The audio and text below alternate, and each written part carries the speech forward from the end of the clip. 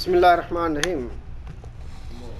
باب کراہت رکوب الجلالہ وہی البعیر او الناقہ التي تاكل العذرة فإن أكلت علفا طاهرا فطاف لحمها زالت الكراهة. عن ابن عمر رضی اللہ عنہما قال نهى رسول الله صلی اللہ علیہ وسلم عن الجلالة في الإبل أن يركب عليها. رواه ابو داود بإسناد صحيح. باب النهي عن البصاق في المسجد والأمر بإزالته منه إذا وجد فيه والأمر بتنزيه المسجد عن الأقدار. عن أنس رضي الله عنه أن رسول الله صلى الله عليه وسلم قال البصاق في المسجد خطية وكفارتها دفنها. متفق عليه.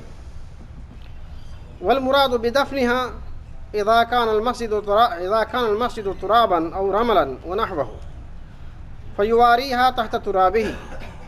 قال أبو المحاسن الروياني من أصحابنا في كتابه البحر. وقيل المراد بدفنها إخراجها من المسجد. أما إذا كان المسجد مبلطا أو مجسسا فدلكها عليه بمداسه أو بغيره كما يفعله كثير من الجحال فليس ذلك بدفن بل زيادة في الخطية وتكسير للكظر في المسجد. وعلى من فعل ذلك أن يمسحه بعد ذلك بثوبه أو بيده أو غيره أو يغسله.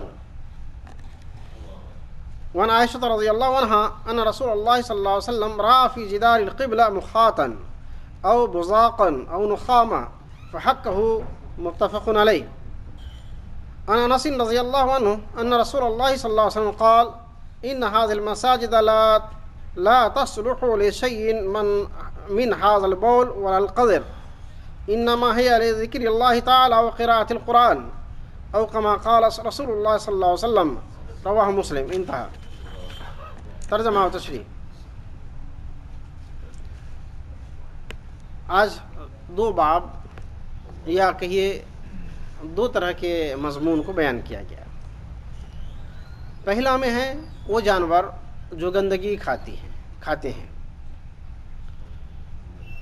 جیسے اونٹ یا اونٹنی یا دوسرے جانور اگر گندگیاں کھاتی ہے اور چارے وغیرہ کو پسند نہیں کرتی ہے تو ایسے پر سواری کرنا حرام ہے، مکروہ ہے. اگر یہ پاک صاف چارہ کھانا شروع کر دے تو یہ کراہیت ختم ہو جائے گی اور پھر اس پر سواری جائز ہے. یہ تو سواری کی بات ہے اور یہی حکم اس کے کھانے کا ہے. اگر جانور ماکول اللحم ہے، جانور ماکول اللحم سے مراد ہوتا ہے وہ جانور جس کا گوشت کھانا جائز ہے، اور غیر ماکول اللحم سے مراد ہے وہ جانور جس کا گوشت کھانا جائز نہیں ہے. مگر سواری جائز ہے. جیسے ہاتھی ہے گوشت کھانا جائز نہیں لیکن سواری جائز ہے. گھوڑا ہے گوشت کھانا جائز نہیں، سواری جائز ہے. لیکن کچھ جانور ہے جس کا گوشت کھانا جائز ہے اور سواری بھی جائز ہے، تو اس طرح کے بھی ہے. تو بہرحال یہاں مراد ہے کوئی بھی جانور ہو، چاہے گوشت کھانے والا ہو یا نہ کھانے والا ہو، مگر سواری میں استعمال ہوتی ہے. ایسے جانور کی عادت ہو گندگی کھانے کا، حتیٰ کہ انسان کی گندگی ہو، جانوروں کی گندگی اگر اس کھانے پر اس کا گزر ہوتا ہے، ایسے جانوروں پر سواری کرنا مکروہ ہے. مفہوم یہ ہے کہ اگر چارہ دیا جائے تو چارہ سے زیادہ محبت اس کو گندگی سے ہو اور اسی سے اس کا خون بنے، اسی سے پرورش پڑے، اسی سے بڑا ہو، تو ایسے جانوروں کا حلال کھانے والے جانور کا بھی جو اس پر سواری کرنا مکروہ ہے اور گوشت کھانا بھی مکروہ ہے. حدیث ایک ہی حدیث نقل کیا ہے، ابو داؤد شریف کی حدیث ہے. حضرت عبداللہ ابن عمر رضی اللہ عنہما کی روایت ہے کہ رسول اللہ صلی اللہ علیہ وسلم نے جلالہ سے منع کیا. اونٹ میں جلالہ جو ہے اس سے منع کیا. جلالہ کا مطلب ہے کہ وہ جانور جو گندگی کھا کر اپنی زندگی گزارتا ہو. منع کیا جلالہ سے جلالہ اونٹ کے بارے میں کہ اس پر سواری کیا جائے، کہ ایسا اونٹ جو جلالہ ہو، جلالہ کا مطلب ہے گندگی کھانے والے، اس پر سواری کرنا مکروہ. یہ رسول اللہ صلی اللہ علیہ وسلم منع فرمایا. اور فقہا نے محدثین نے اس کا گوشت کھانے کو بھی مکروہ قرار دیا. چلے اسی حدیث کے پر قیاس کر کے ایک باب میں ایک حدیث نقل کی. اب دوسرے موضوع کی طرف چلتے ہیں. دوسرے موضوع ہے مسجد کے آداب، مسجد کی طہارت، اس کی نزاہت، اس کی صفائی ستھرائی سے متعلق ہے. رسول اللہ صلی اللہ علیہ وسلم کے زمانے میں جو مسجد ہوا کرتی تھی سو آج کے زمانے میں جو مسجد ہے اس میں بناوٹ میں فرق ہے. اس زمانے مٹی کنکریاں زمین میں ہوا کرتی تھی، آج تو دوسرے رنگ کی مسجد ہے. اب اس کی حدیث میں کیا ہے کہ مسجد میں تھوکنا مکروہ ہے، اس سے رسول اللہ صلی اللہ علیہ وسلم منع فرمایا ہے. اگر ایسا مل جائے کہیں پر تھوک کے اثر، ناک کے نیٹے کے اثر اور بلغم یا اس طرح کی کوئی چیز کا اثر اگر مسجد میں مل جائے تو اس کو کھرچ کر نکال دینا چاہیے. یہ حکم ہے. اب آگے حدیث پڑھتا ہوں. کچھ تشریح بھی ہے، وہ تشریح حدیث پڑھنے سے پہلے بیان کر دیتا ہوں. ایک حدیث میں ہے کہ رسول اللہ صلی اللہ علیہ وسلم نے فرمایا کہ مسجد میں تھوکنا گناہ کا کام ہے اور اس کا کفارہ یہ ہے کہ اس کو دفن کر دیا جائے. دفن کا مطلب زمین کے نیچے دبا دینا چاہیے، اس کا کفارہ ہے. اس کے گناہ کا ازالہ یہی ہے کہ اس میں دفن کر دیا جائے. محدثین نے دفن کرنے کا مفہوم بیان کیا ہے اور یہاں امام نووی رحمۃ اللہ علیہ نے بیان کیا ہے کہ جب مسجد مٹی کی بنی ہو، مسجد میں مٹی ہو، اگر کوئی اس کی جگہ تھوک ڈال دے، نیٹا یا کف وغیرہ ڈال دے تو اس کا حکم یہ ہے کہ زمین کے اندر یا پتھر کے نیچے اس کو دبا دیا جائے تاکہ وہ آہستہ آہستہ ختم ہو جائے، اس کا اثر ختم ہو جائے. اور یہی ابو المحاسن الرویانی رحمۃ اللہ علیہ نے فرمایا، جو اپنی کتاب بحر میں لکھا ہے جو نے. ایک مراد وہ ہے.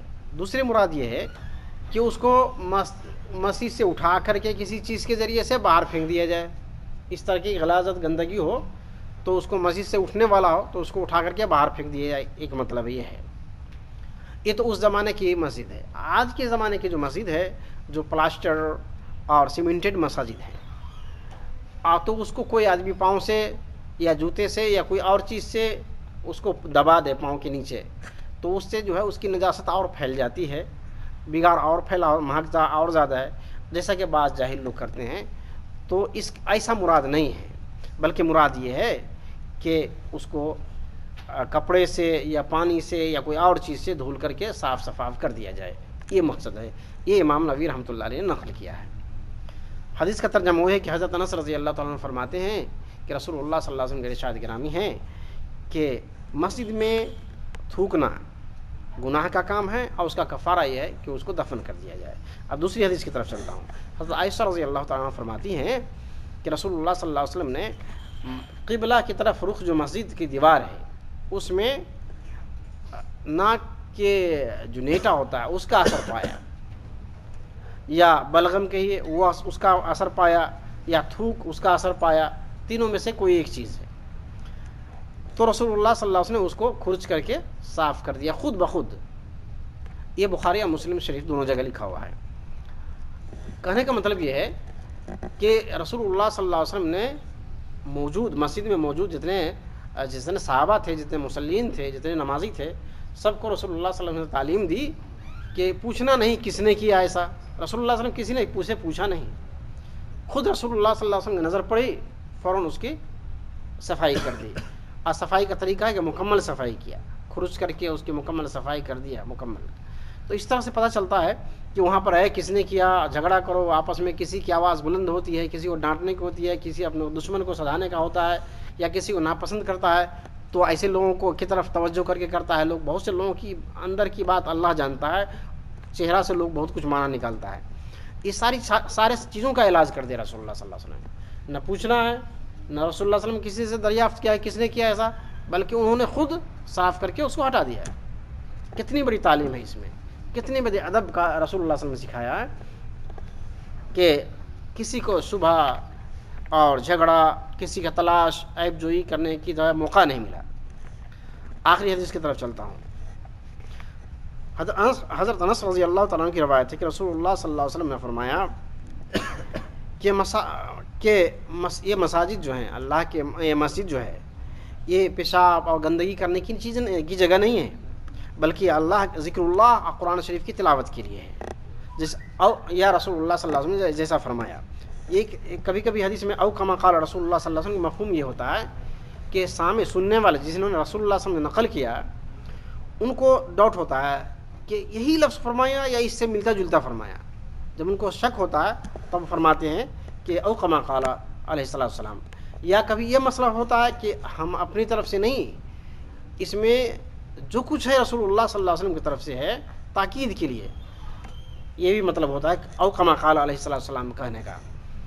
تو بہرحال آخری میسج میں یہ ہے جو مسلم شریف کی روایت میں ہے کہ مسجد کی پوزیشن بتایا گیا کہ مساجد ذکر اللہ کے لیے ہے، اللہ کے اذکار کے لیے، قرآن شریف کی تلاوت کے لیے ہے. اس میں تجارت، دنیا کی باتیں، دنیا بزنس کی باتیں کرنے کی اجازت نہیں ہے. اس سے پتہ چلا یہ الا ہے کہ کوئی شرعی کام لگ جائے، ہمارے کسی کو شرعی طور پر فیصلہ کرنا ہو اور ہمارے پاس مسجد کے علاوہ دوسری جگہ نہیں ہے تو مسجد میں کرنا جائز ہے، جیسا کہ رسول اللہ صلی اللہ علیہ وسلم نے کیا. سارے مسائل کے فیصلے رسول اللہ صلی اللہ علیہ وسلم آخری دور تک مسجد میں ہی کیے، باہر نہیں کیے. کوئی مجلس نہیں بنائے اس کے لیے، کوئی کورٹ نہیں بنائے. رسول اللہ صلی اللہ علیہ وسلم سارے مساجد وہیں پر مسئلہ وہیں پر حل کیے. اگر اس طرح کے مسائل ہیں اور ہم کو بہترین جگہ مسجد میں ہی ہے تو کر سکتے ہیں. اللہ تعالی ہم کو قرآن حدیث سمجھنے اور اس پر عمل کرنے کی توفیق عطا فرمائے. جو لوگ موجود ہیں اللہ تعالیٰ ان کے سارے حوائج پورا فرمائے. جو بیمار ہے اللہ تعالیٰ ان کی بیماری کو دور فرمائے اور ان کو شفا عطا فرمائے. جو مجبور ہے اللہ ان کی مجبوری کو دور فرمائے. جو محتاج ہے ان کو محتاج کو دور فرمائے. وصلی اللہ تعالیٰ علی خیر محمد و آلہ وصحبہ برحمتہ.